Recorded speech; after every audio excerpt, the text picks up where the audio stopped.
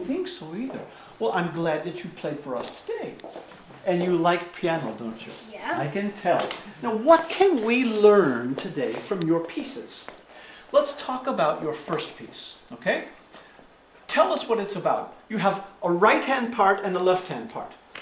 One of the two parts gets a spotlight, as if they are the star of the opera. Right hand or left hand? And like the first part and the... Yes.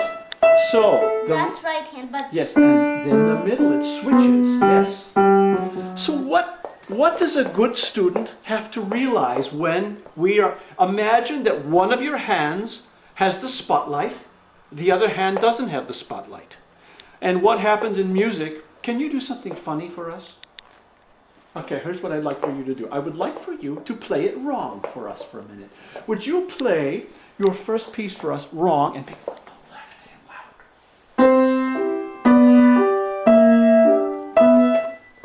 It's hard, isn't it? Yeah, after I learned this correct. I'll play with you. Well, I'll play with you. Go ahead. Go ahead.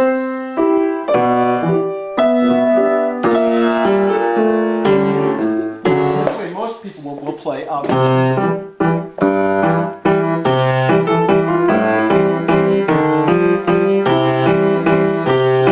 This idea started in the piano, we can tell. All right, so it's one thing to make the right hand stand out. Now let me ask you another question. May I ask how old you are? I'm turning 10 in June. So you'll be 10 in June. Okay, what would be the difference between someone who is 10 and played this piece and someone who is 15 and would play that piece? What would a 15-year-old player do that you do a little differently? What would happen to you if you were 15? It depends how much I was, how many years I was in piano. Well, now I'm 3 years, but in 15, I would probably play it better if I don't forget it. How about, but I think that it would sound different. I think that we could tell if it were a 15-year-old player. Why? They're bigger, aren't they? They're bigger. They might have the melody stronger, but what happens if someone who is almost 10 plays the melody louder? Do they sound like they're 10 anymore? Do they sound like they're 15? Yes. We try to imagine that the piano is more than it is. But the piano is actually a very mechanical, inferior instrument to the violin when it comes to melodies, or the human voice to sing. You can take a note on the piano and go... do something, but you can sing a note and it can get louder and softer. You can sing, do fancy things. But there's one thing for sure. If you can play a melody louder, you sound older. Try it. Try it. Play your melody a little louder. Oh, good. No, a lot louder. Listen to mine. Listen to mine. Mine would be a lot louder. Good. Now, Fanny, make the left hand still soft. Oh,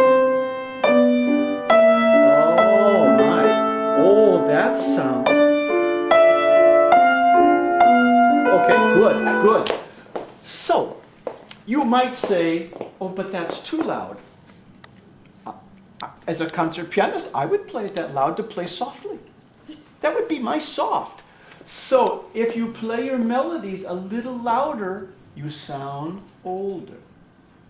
Okay? Now, here is what we're going to have for a challenge today.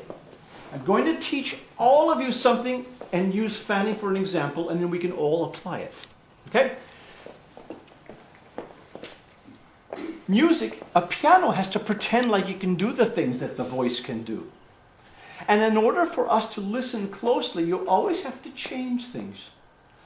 Let's say I wanted to be an actor and you were going to hire me to be an actor, and I tell you, I am very excited. I said the right words. What's the problem? I said the right words. Say it with emotion. I didn't, did I? No emotion.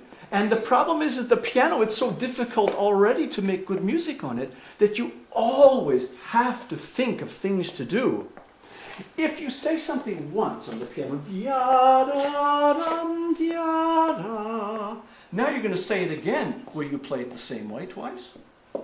The second time through, you should change it. For example, I say to you, now, Fanny, 2 weeks ago you came to your lesson and you forgot your music. And then, Fanny, you came last week and you forgot your music again.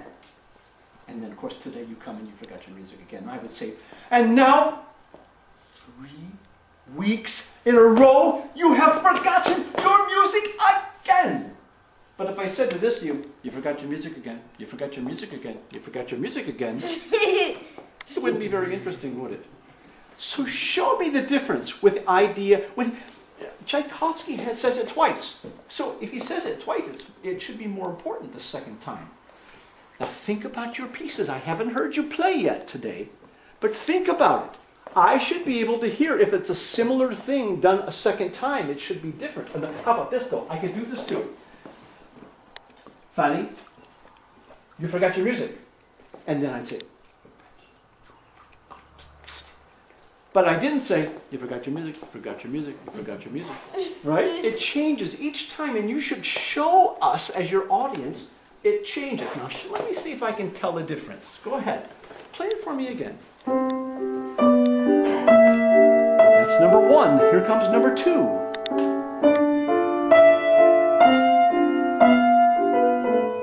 Number 3.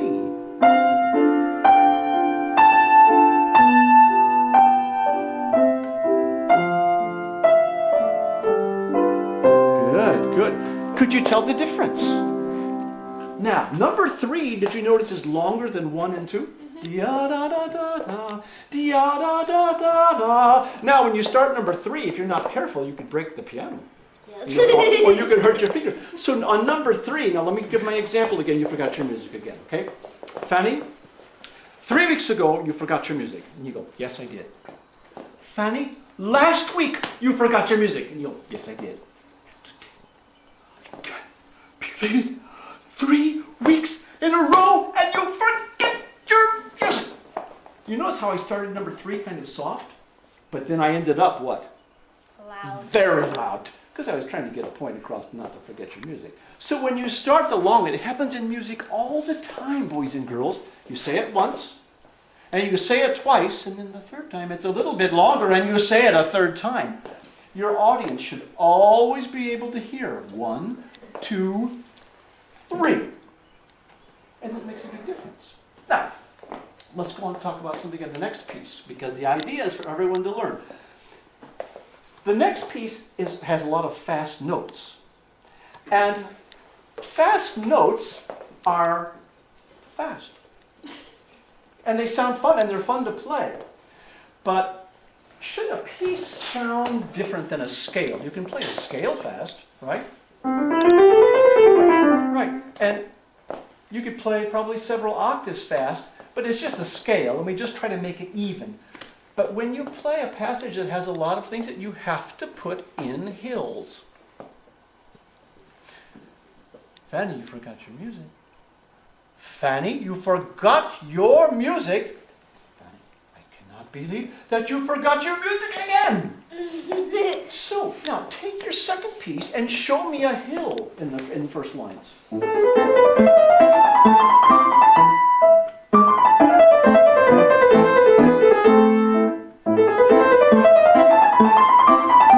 now I got a suggestion for you. There wasn't a whole lot of difference within that, and it's because you started too loudly. Let's say this is as loud as you want to get, okay? And you're playing at this volume, and you come along, and there's this much difference between where you started and where you arrived. But what would happen if you played along like this, and suddenly you dropped back, and then crescendoed? Your audience says, it was an enormous crescendo. It was so loud. And you go, no, it wasn't. I didn't get any louder because I just dipped it down in the front. I made it get softer at the beginning. So start your phrase a little softer, and then get louder.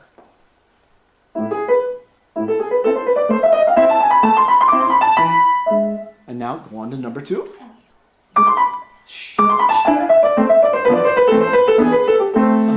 Okay, see, that'll make a big difference. We get very interested in notes, but Here's an interesting thing for us to talk about. A piece of music needs to have correct notes, yes? And it also needs to have correct rhythm, yes? Which is more important? I guess they're equally important. Can you have a piece with wrong notes? Can you have a piece with wrong rhythms? Well, let's do a scientific experiment. All right? Let's do a scientific experiment. Okay, and I think we're probably going to just say thank you, and I'm going to move on to the next victim. Okay, thank you very much. I like your playing very, very much. Okay, now,